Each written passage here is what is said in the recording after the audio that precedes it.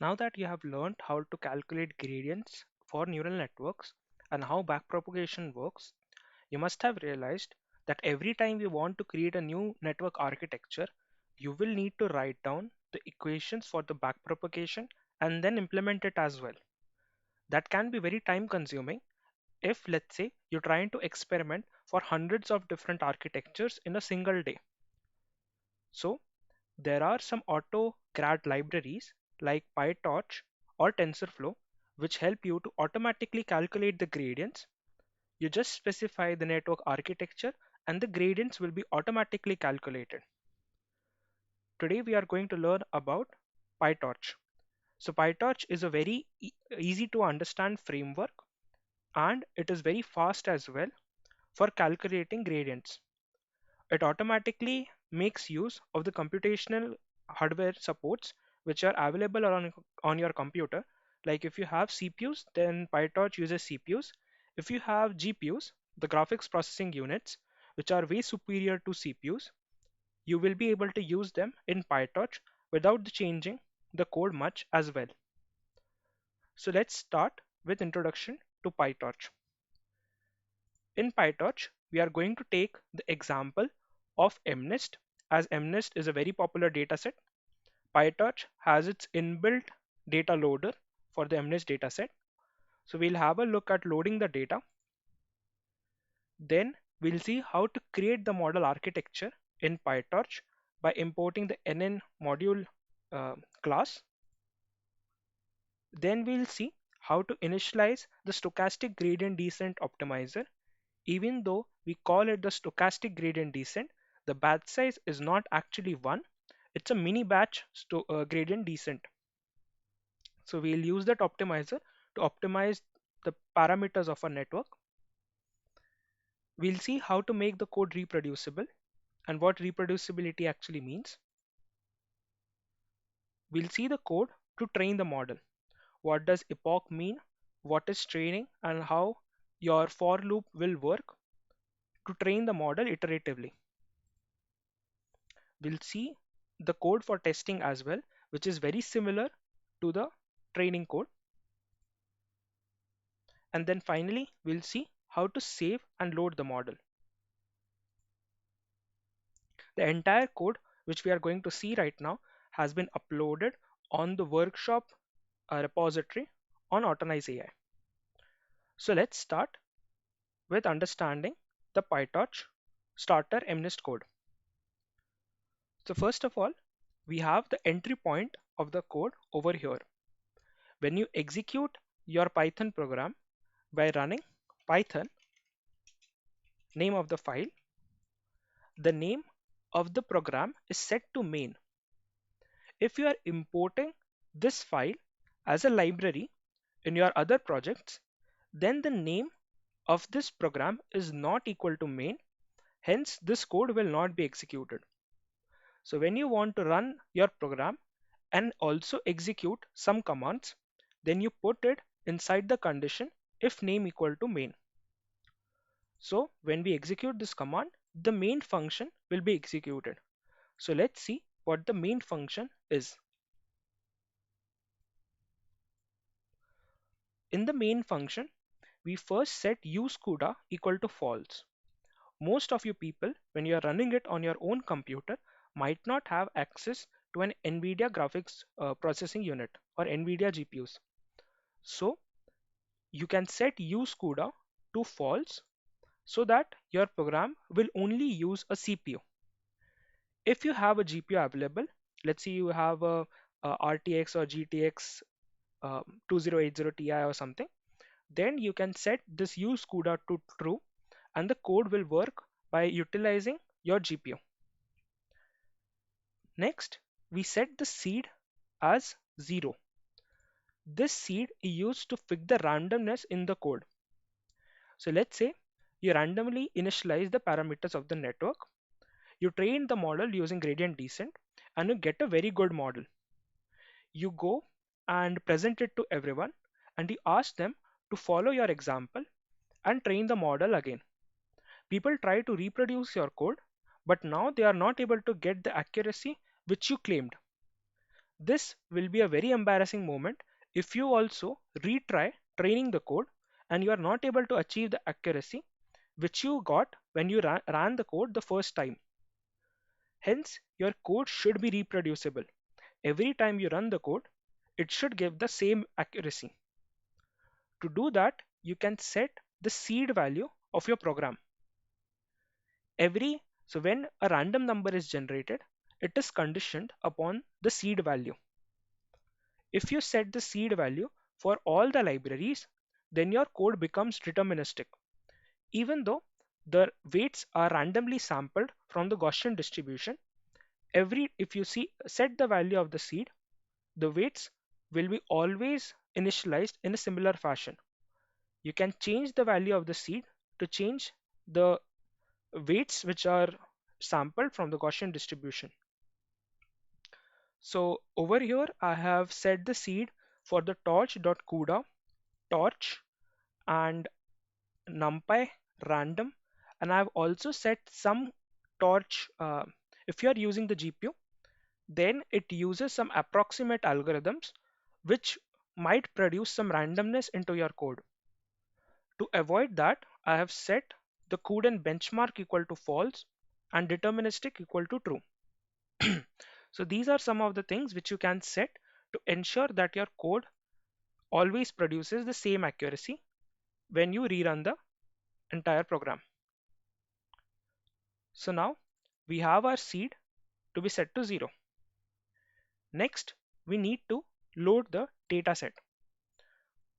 Before loading the dataset, we define transforms.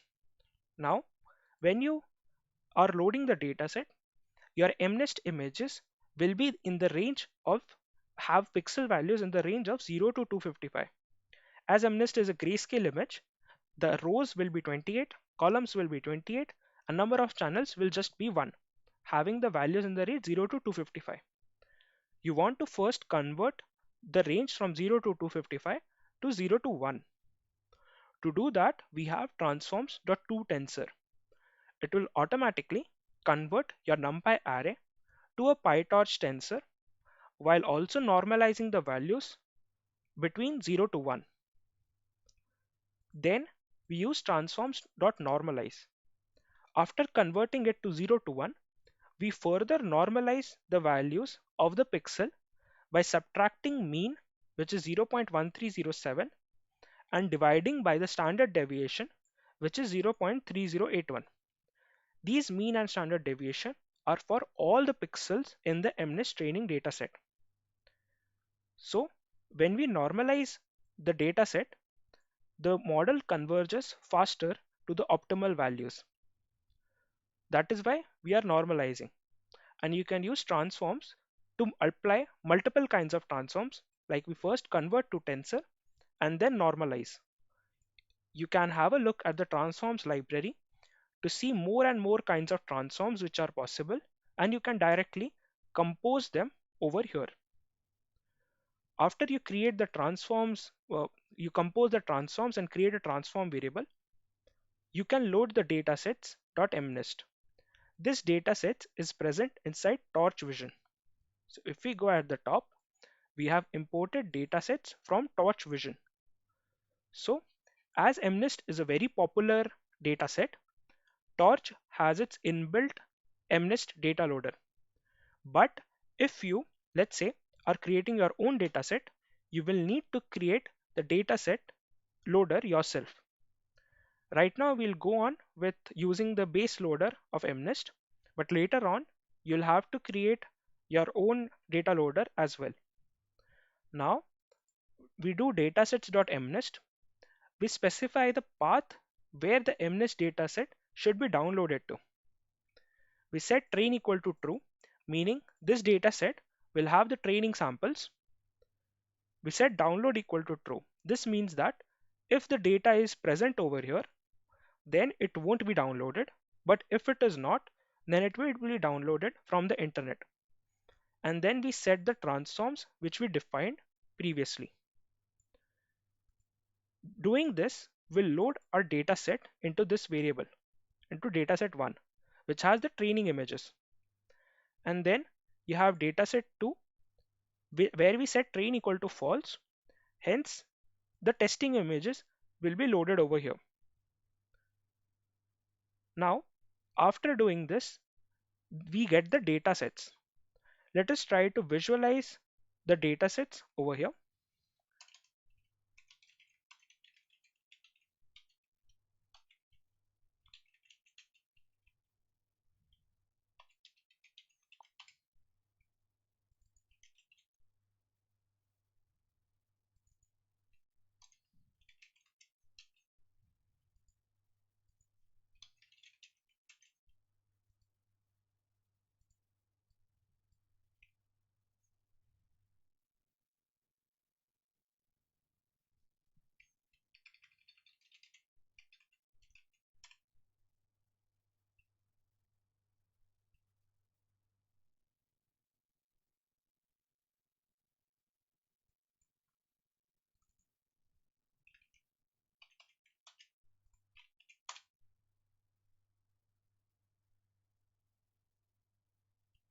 Yeah, so you can see in our dataset 1, we have a train data variable which is inside the dataset 1 object, which is a tensor, and it has a shape of 60,000, 28, 28.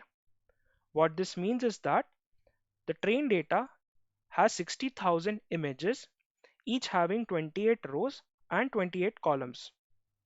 So let's try to visualize some of the samples from this training dataset. We'll use Matplotlib to show the images.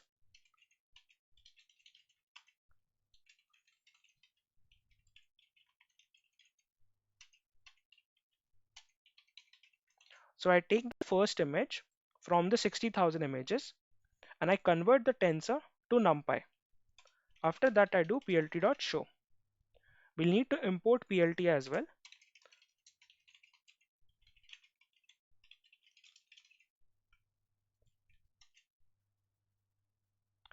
Also, we'll print out the target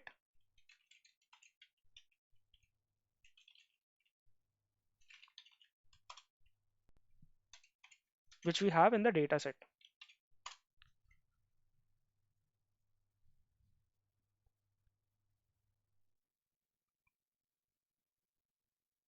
So you can see that we get the image of 5, and if we have a look over here, then the train label is also given to be a tensor having the value 5.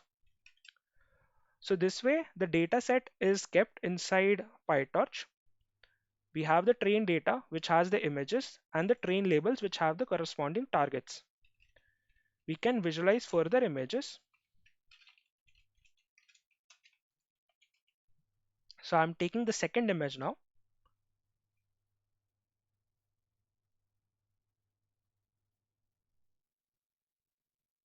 And you can see we have a 0 and the corresponding label as tensor of 0 as well. If you hover over the pixels on the top right side, you will be able to see the values of the pixels. You can see that the values are in the range of 0 to the maximum of 255 in the images. So this means that the transforms are not yet applied and they are applied on the go when we are doing the training. So right now the data set is unprocessed and the values are in the grayscale range of 0 to 255. Okay, so this is how you visualize your dataset. Now we have our dataset, but we want to create a data loader which will provide us with some batches of the images. We have 60,000 images, but we only want to get some batch, uh, let's say some samples, 64 samples while training to calculate the gradients. So you can use the Torch inbuilt data loader, which is torch.utils.data.data loader. You pass in your data set over there. You specify the number of parallel workers you want your computer to provide to load the data set. What this means is that, let's say your computer has 6 cores or 6 different threads. You can do parallel processing on the data sets and utilize the entire computation resources of your computer to process the data faster. So If you do not have a lot of RAM or you do not have a lot of cores, then you can set your num workers equal to 1 or 2. Otherwise, if you have a lot of cores, you can set your num workers to a large value to reduce the computation time. During training, as we are randomly sampling 64 samples, you should set shuffle equal to true so that the gradients calculated are chosen randomly or calculated from random data samples to ensure that the gradients on an average point to the true gradient value. If the data samples are not shuffled, it can create a bias and your model might not converge to the optimal value. So you can set shuffle equal to true so that the batches which are sampled are randomly chosen. And then you specify the batch size. I have taken a batch size of 64 over here for training. You can set it to any number and try out whether your model converges to a good loss value or not. So this is for the train loader. Similarly, for the test loader, we pass in dataset 2. We set shuffle equal to false because while testing, we want a deterministic value. So you should set shuffle equal to false while testing. And the batch size I have kept very large while testing because while testing, we do not need to calculate the gradients. So it will take a lot less memory because we are not calculating the gradients, and this calculation will be faster as well.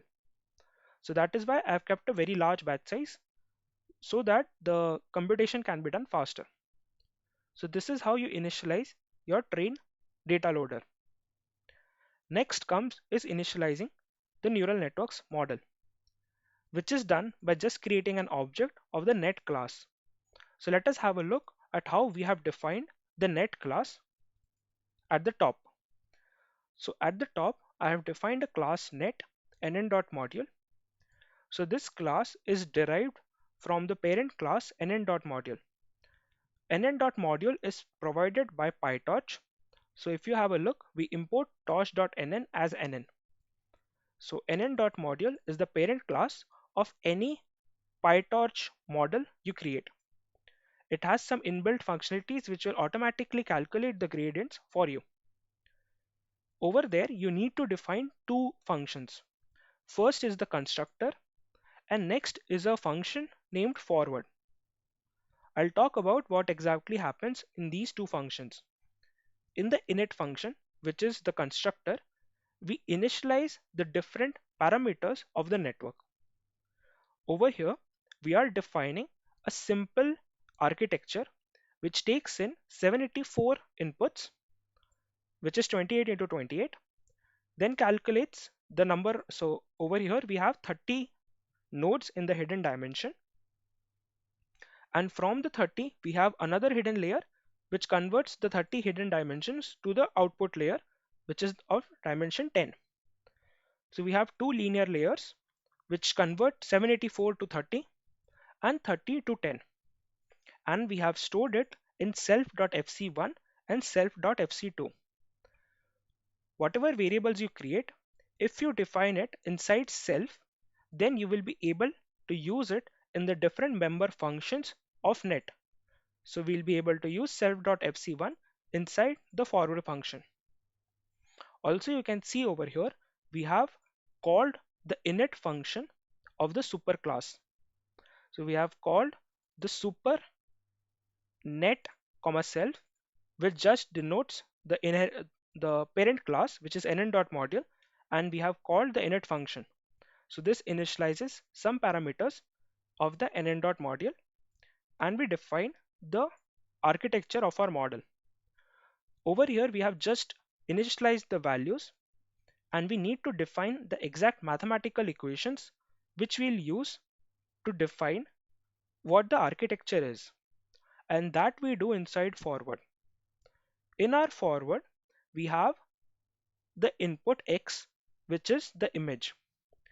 X over here has been already flattened, so its dimensions are 64, which is the batch size, and 784, which corresponds to the row and columns 28 cross 28, which has already been flattened. So we have X, and we first apply the first linear layer.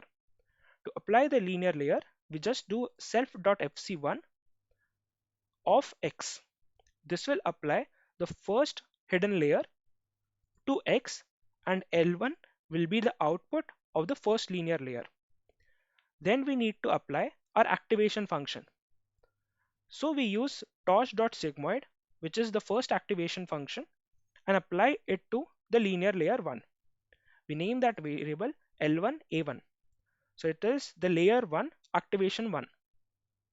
Then we pass it to the next layer.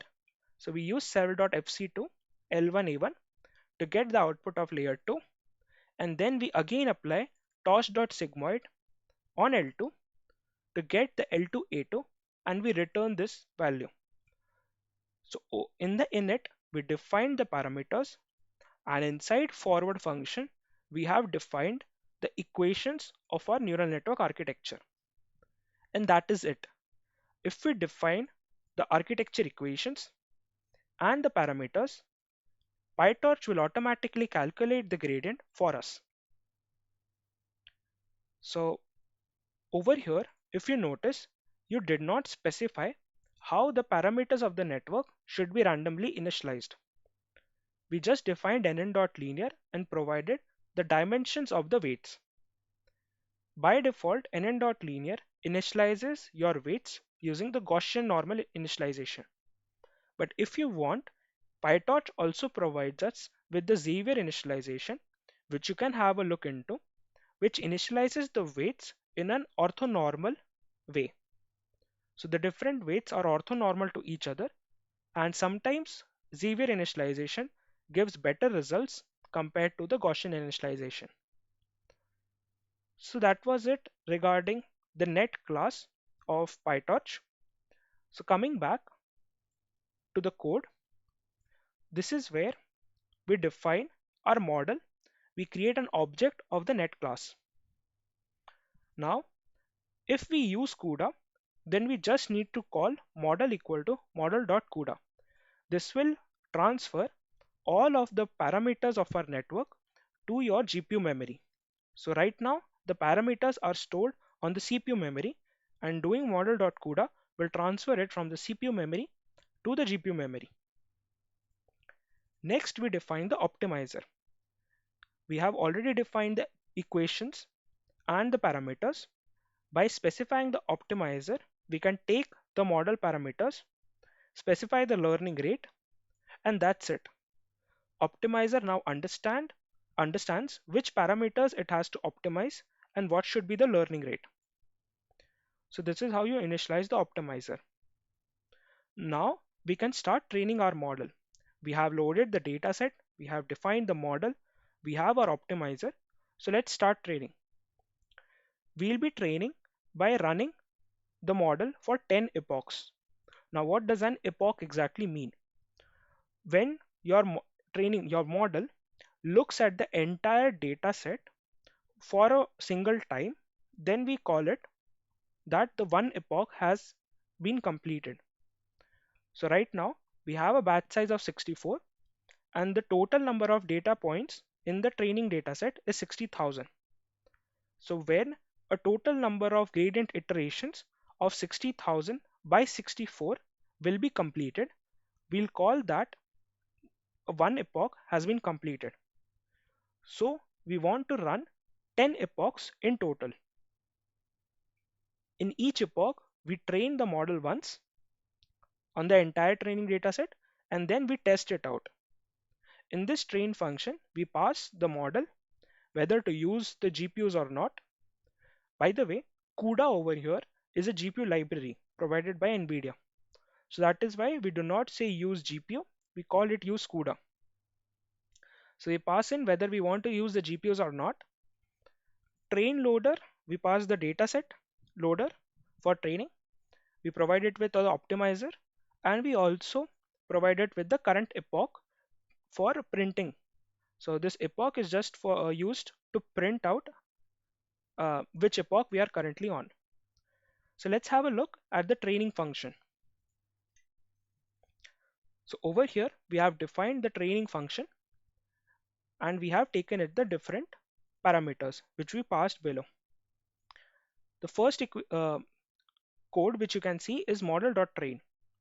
Right now, for your code, this does not make much sense, but you'll learn about dropouts later on, and there you will realize that while training, there are some parameters which need to be changed, and while testing, those parameters need to be set to the default value. So when you call model.train, PyTorch will understand that you want to train your model now, and it will automatically change some parameters of the network, which are specific while training. So by using model.train, you can set those values.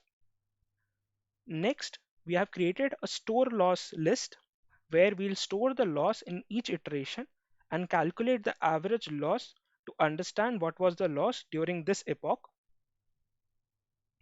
After we have initialized the store loss, we start iterating over the dataset. We use the enumerate function, which returns two values. One is the this batch IDX, it goes from 0 to length of the train loader. So if the first value is the index and the second value is what is returned by the train loader. If we had just done train loader, then we could have done in train loader. But it is a very messy code. We would need to initialize an index equal to 0, and after every for loop, we need to do index plus equal to 1. So instead of doing this, we use enumerate to simulate this. Also, instead of doing data comma target, we could have done a returned value, and then over here we could have done data comma target is equal to returned value. This might be understandable for some of you guys who are familiar with the very basic for loops, but you can break down the data comma target directly in the for loop as well. So you do not need to have a variable returned value. You can, this is a shorter code for the same thing. Okay, so this is how our for loop works. And once we have the data and target, if we print out the value of the data, we'll see that it has the shape batch size, comma 1, comma 28, comma 28. So it does not have the shape batch size, comma 784. It has the shape batch size, comma 1, comma 28. And that is bad because we actually want the data to be in this shape batch size, comma 784. So we first need to convert it, and you can do so by using data.view or even data.reshape. Both of these functions are mostly interchangeable. So you can use data.reshape and you provide the data.shape of 0, which is the batch size, comma 28 cross 28 cross 1. This corresponds to the rows height, the rows, columns, and the number of challenge in the image. So this will reshape your dataset into batch size, comma 784. Now that we have the data, if you have a look at the targets, the target is not in the one hot encoded format. A one hot encoded format means that, let's say, our the output, the target should be 0. So the one hot encoding of this would be 1, 0, 0, 0, and so on for 10 times.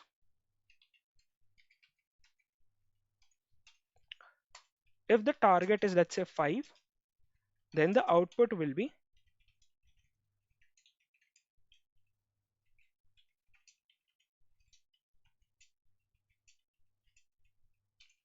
and so on. So our current target has a shape of 64 and it has values like 5, 4 corresponding to the different targets of the image. We want to convert it into such a format so that we can apply our MSE loss and train the model, because finally our output has 10 dimensions. So to convert this target to a one hot encoding, we use the following equation. This can be complicated for some people to understand, so I'll show the simple example of how to do it, and then we can understand this one line code. First of all, we define a variable one hot y one hot with torch dot zeros, which is very simple to numpy dot zeros, target dot shape of 0, which is the batch size, comma 10, corresponding to the 10 different outputs. Then for a simple code, what we can do is we can do for I in range, the batch size, which is target dot shape of 0, we can set y one hot of the current batch, comma target of I equal to 1. So y one hot is always zeros, and we take the current batch, we go to the corresponding index which is there in target of I, and we set that value equal to 1. If we iterate over all the batch like this, then we'll create a one hot encoding of our targets.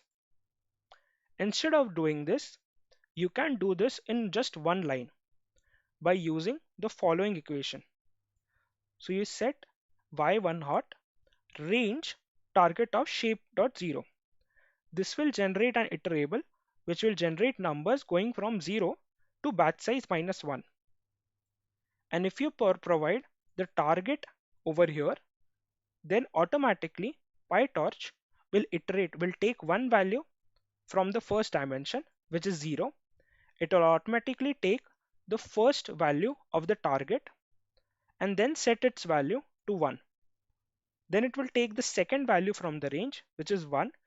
It will take the second value from the target, which is target of 1, and then set its value to 1. It will keep on doing this. So effectively, you are creating the same for loop in just one line of code. Also, as you guys know, running a for loop in Python is very inefficient. It takes a lot of time. But using one y one hot and writing an equation like this is very efficient. So that is why we'll use just one line to convert our targets to y one hot. Now, if we are using the CUDA, which is the GPU, then we need to transfer our training data from the CPU memory to the GPU memory. So we do a data.CUDA if you are using the GPU. If you are not, you don't need to do anything. Next, we set the optimizer to have zero gradients. When we are calculating the gradients are stored in the memory. So we first, before calculating new gradients, we need to remove the gradients from the memory. Hence we call optimizer.zeroGrad.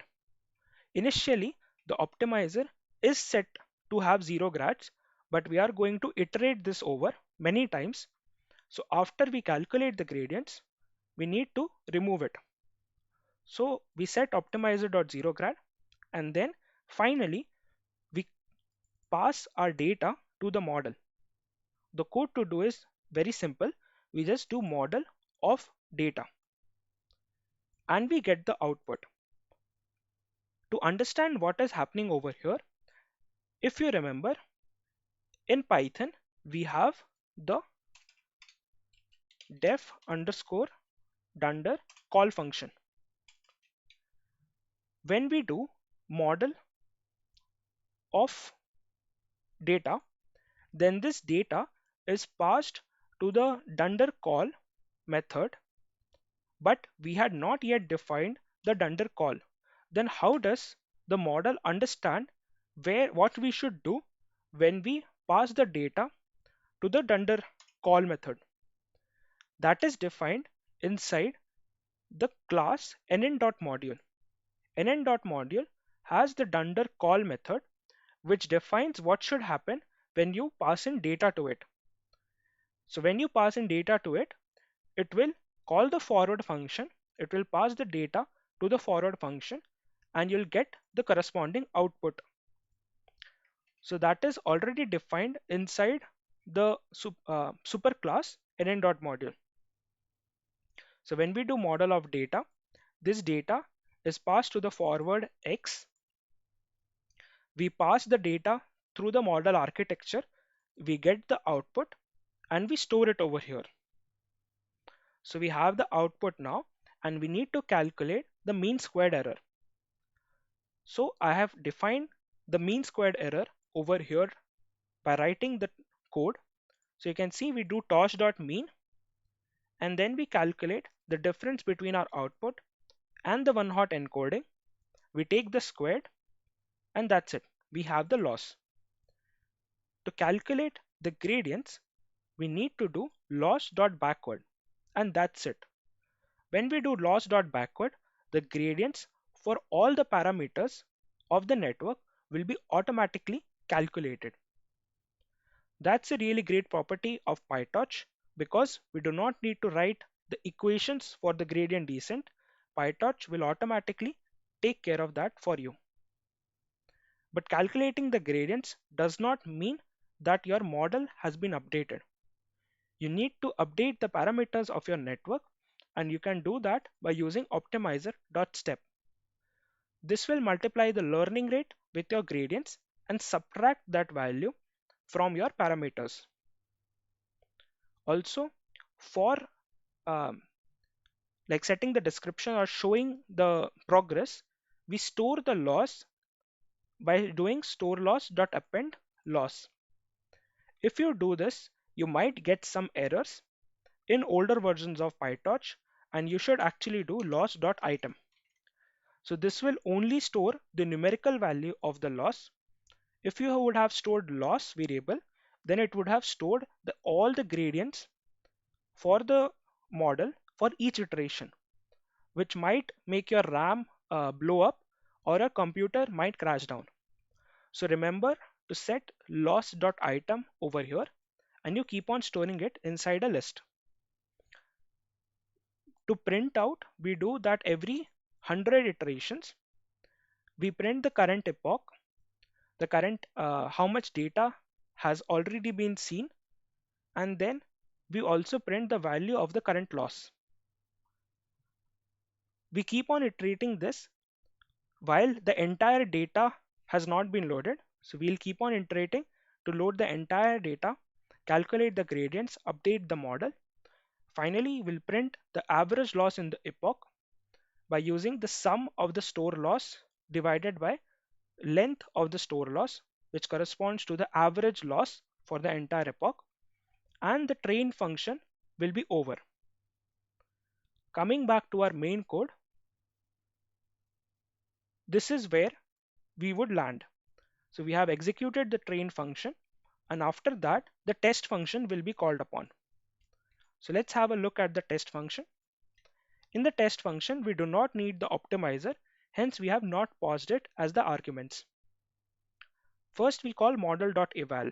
In the training function, we had called model.train over here, but as it is a testing mode now, you call model.eval or evaluation mode. We create variables which will store the test loss as well as the accuracy for the current model. As we do not want to calculate gradients while testing, we use with torch.nograd. Whatever code you write in this scope, the variables will not have any gradients. So you save a lot of memory as well as the computation time. Then we iterate over our test loader. So we get the data and target from the test loader. We convert our target to one hot encoded. We also convert our data for having 784 dimensions. Then we send that data to the GPU if you are using a GPU. We get the output by passing the data to the model. We calculate the MSE loss. We find the predictions by finding the argmax across dimension 1. What this means is that, let's say, our output matrix looks like this. In the test dataset, we have a batch size of 1000. So there will be 1000 outputs, each corresponding output having 10 dimensions.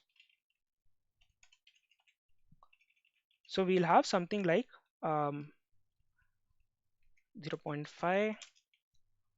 0.1, 0.6, and so on. Similarly for all the different samples.